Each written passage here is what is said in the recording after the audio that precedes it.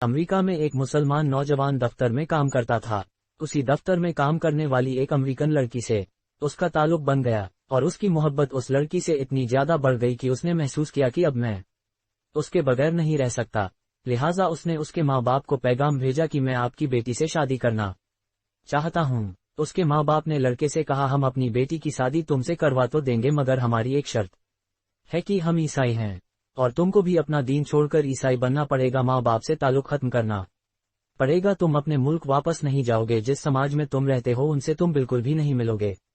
اگر تمہیں یہ سب شرطیں منظور ہے تو ہم اپنی بیٹی کی شادی تم سے کر دیں گے۔ وہ لڑکا اپنے جذبات میں اتنا دبا ہوا تھا کہ اس اللہ کے بندے نے ساری شرطیں قبول کر لیں۔ ماں باپ سے رشتہ ختم، عزیزوں سے، قریبی لوگوں سے رشتہ ختم، ملک سے رشتہ ختم، اور جس سماج میں رہتا تھا ان سے رشتہ ختم، حتیٰ کہ وہ عیسائی بن کر عیسائیوں کے ماحول میں زندگی گزارنے لگا، اور اس نے اس لڑکی سے شادی کر لی۔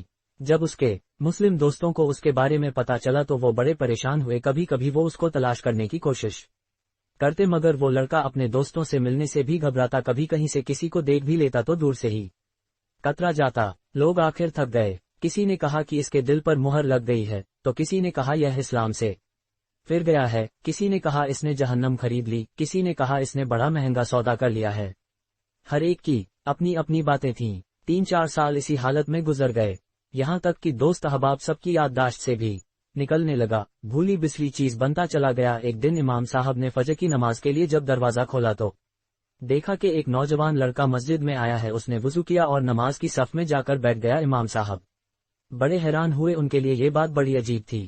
امام صاحب نے نماز پڑھائی اور اس کے بعد اس لڑکے کو سلام کیا، پھر اس کو لے کر اپنے کمرے میں چلے گئے اور محبت سے پوچھا کہ آج بڑی مدت کے بعد آپ کی زیارت نصیب ہوئی ہے۔ اس وقت اس لڑکے نے اپنی حالت بتائی کہ میں نے اس لڑکی کی محبت میں اپنا سب کچھ قربان کر دیا، بہت کچھ میں نے اپنا ضائع کر دیا، لیکن جس گھر میں میں رہتا تھا اس گھر میں اللہ کا قرآن رکھا ہوتا تھا۔ میں جب کبھی آتا جاتا اور اس پر میری نظر پڑتی تو میں اپنے دل میں سوچتا کہ یہ میرے مولا کا کلام ہے، یہ میرے اللہ کا قرآن ہے اور میرے گھر میں موجود ہے۔ میں اپنے نفس کو ملامت کرتا، اعمال تو میرے برے تھے لیکن دل مجھے کہا کرتا نہیں، جس کا میں نے کلمہ پڑھا میں اس سے محبت کرتا ہوں، اس کی نشانی میں نے اپنے گھر میں رکھی ہے۔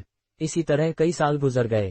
ایک دن میں آیا اور عادت کے مطابق وہاں سے گزرتے ہوئے میں نے اس جگہ پر نظر ڈالی، مجھے قرآن نظر نہیں آیا، تو میں نے اپنی بیوی سے پوچھا کہ یہاں ایک کتاب ہوا کرتی تھی، وہ کہاں ہے؟ تو اس نے کہا میں نے گھر کی صفائی کی تھی، اس میں غیر ضروری چیزوں کو پھینک دیا ہے۔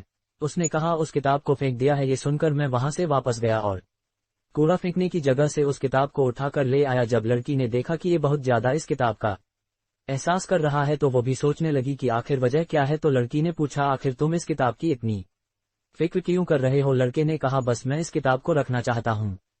اس لڑکی نے جب دیکھا کہ یہ کتاب تو عربی میں ہے، کوئی نہ کوئی تعلق اس کا اسلام سے ہے، تو اس نے کہا دیکھو اس گھر میں یا تو یہ کتاب رہے گی یا پھر میں رہوں گی، تمہیں اس میں سے کسی ایک کے بارے میں فیصلہ کرنا ہوگا۔ وہ کہنے لگا کہ جب لڑکی نے یہ کہا تو میرے لیے یہ زندگی کا عجیب وقت تھا۔ میں نے اپنے دل سے پوچھا کہ تو نے اپنے خواہشات کو پورا کرنے کے لیے وہ سب کچھ کر لیا جو تجھے نہیں کرنا چاہیے تھا۔